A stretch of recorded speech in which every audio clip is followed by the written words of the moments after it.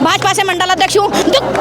ऐसी भाजपा को, ऐसी गंदी भाजपा को जिसने आज हमें रुला दिया। हमारी पहाड़ की बेटी 19 साल की बेटी के साथ ऐसा बलात्कार किया और फिर उसे धक्का दे दिया। अंकिता भंडारी के जो हत्यारे हैं उनको मतलब संरक्षण दिया जा रहा है, उनको कुछ नहीं कर दिया। पिस्टों को ढूंढना है तो भाजपा में जाइए, माफियाओं को ढूंढना है तो भाजपा में जाइए, चोरों को ढूंढना है तो भाजपा में जाइए, मक्कारों को ढूंढना है तो भाजपा में जाइए, साड़ी खींचने वाले को ढूंढना है तो भाजपा में जाइए।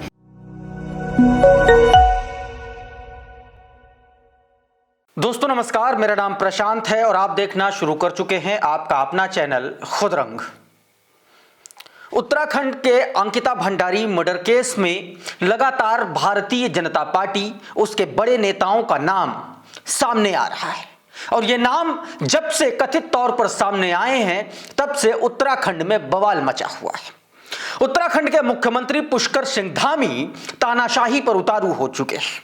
तानाशाही इस प्रकार की कि हमारे जैसे तमाम सारे ऐसे यूट्यूबर्स जो इस पूरे मामले पर वीडियोस बना रहे हैं, उनके वीडियोस को बाकायदा पुलिस महकमे द्वारा ईमेल करके, यूट्यूब की टीम को ईमेल करके उनको जो है वीडियो को ब्लॉक करने का, रिमूव करने का आदेश दिया जा रहा है।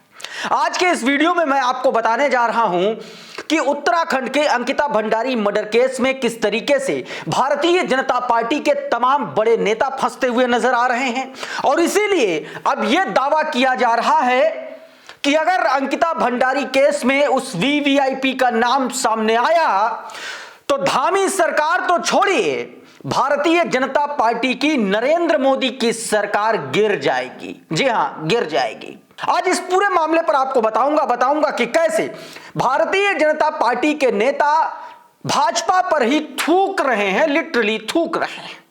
बच्चे, बुजुर्ग, नौजवान सब लाखों की संख्या में सड़कों पर उत्तराखंड के हर गांव, कस्बे, खेड़े में प्रदर्शन हो रहे हैं, प्रोटेस्ट हो रहे हैं, लेकिन बेशर्म भारतीय जनता पार्टी की सरकार के कान पर जू नहीं रेंग रही है। मांग हो रही है सीबीआई जांच और न्यायिक आयोग के जरिए जांच की।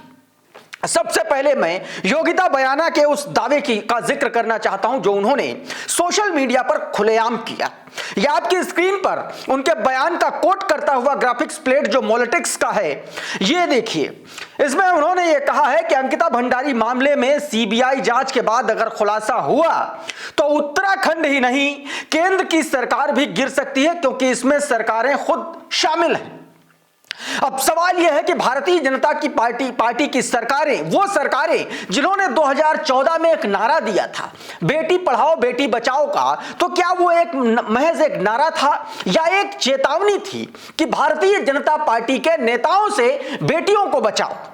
क्योंकि जिस तरीके से उर्मिला सनावर, राठौर, जो भी आप कह लीजिए, उन्होंने जो ऑडियो रिकॉर्डिंग जारी की और जिसमें जिस तरीके से दुष्यंत गौतम जो नरेंद्र मोदी का करीबी माने जाते हैं उनका नाम आया है, उसके बाद से अब लगातार बवाल मचा हुआ है। यह बात मैंने आपको दिखाई और अब मैं आपको बताता हूं कि किस तरीके से भारतीय जनता पार्टी अपने ही नेताओं के आश्रय घिर चुकी है।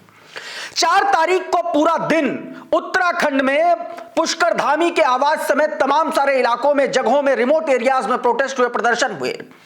इस दौरान भारतीय जनता पार्टी के उन नेताओं ने भी इस्तीफा दे करके इस प्रोटेस्ट में, इस आंदोलन में हिस्सा लिया। भारतीय जनता पार्टी की हरिद्वार से मंडल अध्यक्ष ने साफ तौर पर भाजपा पर सरेआम थूक दिया। अब आप ये सोचिए, इतनी गंदी, इतनी घटिया भारतीय जनता पार्टी, जिसको खुद भारतीय जनता पार्टी के नेता और कार्यकर्ता उस पर थूक रहे हो, तो आप सोचिए उनके नेताओं का कृत्य कितना घटिया और कितना दोयम दर्जे का होगा। जरा ये वीडियो देखिए आप पहले। भाजपा से मंडल अध्यक्ष हूँ। ऐसी भाजपा को, ऐसी गंदी भाजपा को जिसने आज हमें रुला दिया। हमारी पहाड़ की बेटी 19 साल की बेटी के साथ ऐसा बलात्कार किया और फिर उसे धक्का दे दिया। मगर इन दरिंदों को पता नहीं था कि पहाड़ की देवी देवता भी होते हैं। रागिनी नायक लिख रही हैं कि मैं हरिद्वार, उनके बयान को कोट अनकोट करके लिख रही हैं, मैं हरिद्वार से भाजपा मंडल अध्यक्ष हूं। थू है ऐसी गंदी भाजपा पर। ये दरिंदे पहाड़ों में रिजॉर्ट खोलकर हमारी बेटियों से सर्विस मांग रहे हैं। धामी तो गट्टू को लेकर आ, हम सर्विस देते हैं। सीधा धामी को ललकारा जा रहा है। अंकिता भंडारी को न्याय दिलाने के लिए ये भारतीय जनता पार्टी के नेता, ये कार्यकर्ता भाजपा के मुख्यमंत्री और भारतीय जनता पार्टी के उन सो कॉल्ड वीवीआईपी को धिक्कार रही हैं।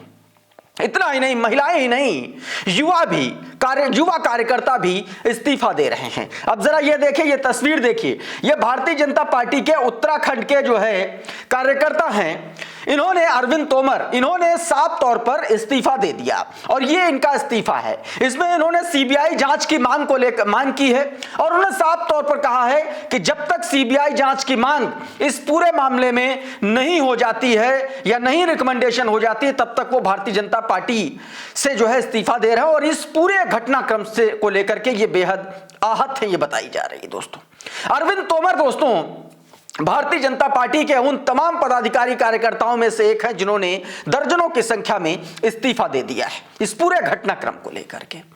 और पुष्कर सिंह धामी क्या कर रहे हैं? पुष्कर सिंह धामी अपने हुक्मरानों को आदेश दे रहे हैं कि कोई भी अंकिता भंडारी पर आवाज उठाए उसके चैनल को खत्म कर दो, उसको नोटिस भेज दो।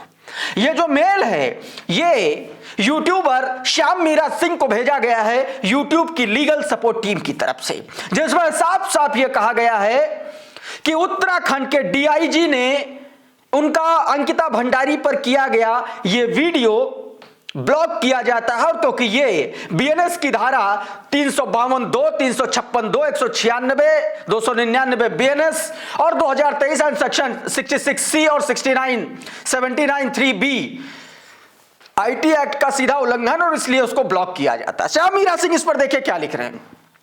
श्याम मीरा सिंह पुष्कर सिंह धामी को टैग करते हुए लिख रहे हैं कि पुष्कर धामी जी, उत्तराखंड की बेटी अंकिता को न्याय दिलाइए, मेरे वीडियोस ब्लॉक करवाने से न्याय नहीं मिलेगा।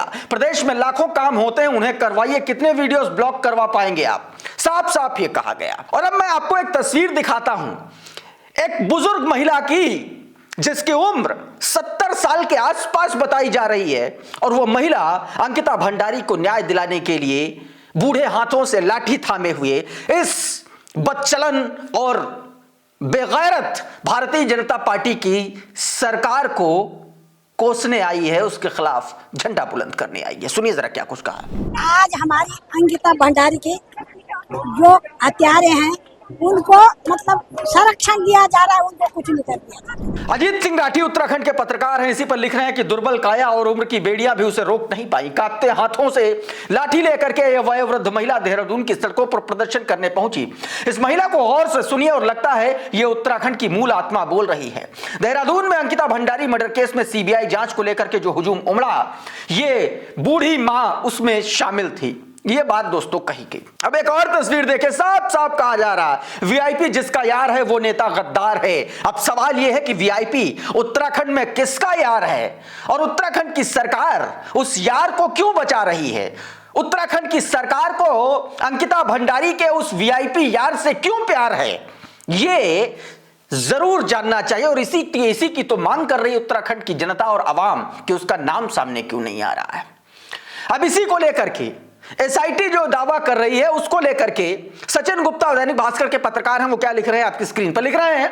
एसआईटी का कहना है इस केस में बार बार जिस वीआईपी का नाम जिक्र हो रहा है वो धर्मेंद्र उर्फ प्रधान था, नोएडा का रहने वाला था, जमीन के सिलसिले में उस वक्त उत्तराखंड आया था, खाना खाने के लिए रिजॉर्ट में कुछ देर रुका था। अंकिता केस से उसका कोई संबंध नहीं मिला। इसके अलावा बाकी जितने वीआईपी के नाम सोशल मीडिया में आ रहे हैं उन पर भी एसआईटी ने जांच की लेकिन कुछ नहीं मिला। सवाल यह है कि जब सरकार भाजपा की, एसआईटी भाजपा की, तो नाम कैसे सामने आएगा? और वो भी नाम जब ताकतवर हो, नाम ऐसा जिसके साथ कथित तौर पर नरेंद्र मोदी के साथ फोटोज हों, तो फिर नाम कैसे सामने आ रहा है? तो सवाल यह है कि योगिता बयाना जो कह रही हैं कि अगर वीआईपी का नाम सीबीआई जांच में सामने आ गया तो उत्तराखंड तो छोड़िए, केंद्र की सरकार भी हिल जाएगी, गिर जाएगी।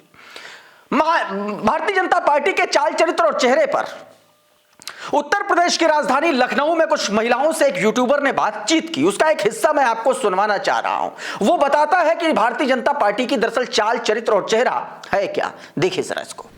पिस्टों को ढूंढना है तो भाजपा में जाइए, माफियाओं को ढूंढना है तो भाजपा में जाइए, चोरों को ढूंढना है तो भाजपा में जाइए, मक्कारों को ढूंढना है तो भाजपा में जाइए, साड़ी खींचने वाले को ढूंढना है तो भाजपा में जाइए। इस बीच दोस्तों भारतीय जनता पार्टी के प्यारे दुलारे रेपिस्ट राम रहीम को 15वीं बार पैरोल मिल गई है। इस पर आरजेडी की प्रवक्ता कंचना यादव ने क्या कुछ कहा है, या वीडियो में खुद देख लीजिए। देखिए जरा। बलात्कारी है, अपराधी है, बाबा के नाम से जाना जाता है, नाम है राम रहीम। उसको 40 दिन का पैरोल मिल गया और ये एक बार नहीं, 2 बार नहीं, 15वीं बार पैरोल मिला है।